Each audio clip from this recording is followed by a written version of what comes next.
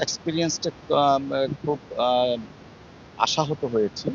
Because ৯টার সময় office খোলার কথা।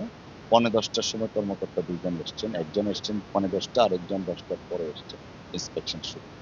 তো এই ব্যাপারে আমরা যথাযথ কর্তৃপক্ষের মাধ্যমে বিধি অনুসারে ব্যবস্থা নেওয়া হবে। দেখুন, আমাদের এই সরকার, বর্তমান সরকার জনগণ দ্বারা নির্বাচিত একটা সরকার, জনগণের সরকার। এবং আমাদের যে ১ম চেয়ারে বসার সাথে, সাথে আমাদের যে ঘোষণাটা ছিল যে crusade against corruption under the leadership of honourable prime minister জনাব তারেক রহমান সাহেব।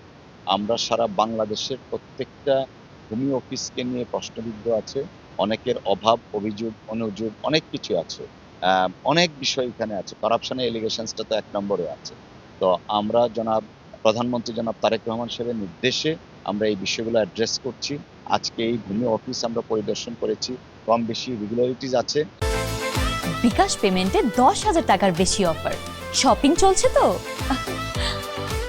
আর সবচেয়ে বড় কথা যেটা, ভূমি অফিসের যারা সেবাদানকারী কর্মকর্তা থাকেন, তাদের সাথে সেবা গ্রহীতাদের একটা ব্যাপক গ্যাপ কাজ করছে।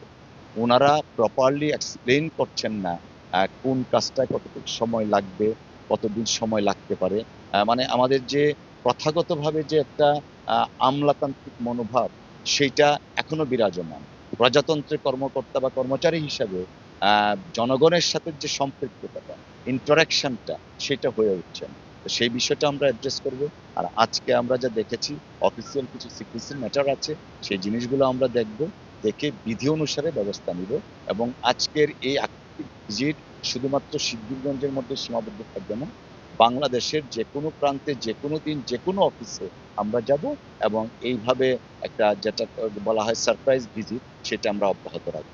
আমরা কারাপশনের এগেইনস্টে আমাদের যে ভূমিকা, অর্থাৎ আমাদের যে ঘোষণা জিরো টলারেন্স, জনাব তারেক রহমান সাহেব মাননীয় প্রধানমন্ত্রী উনার নির্দেশে, সেটা আমরা অব্যাহত রাখবো। এবং এইটা বাংলাদেশের সরকার, জনগণের সরকার এবং জনগণ দ্বারা নির্বাচিত সরকার হিসাবে আমরা জিরো টলারেন্স এগেইনস্ট করাপশন সেটা কার্যকর করবো ইনশাআল্লাহ। বিকাশ পেমেন্টে ১০,০০০ টাকার বেশি অফার। শপিং চলছে তো?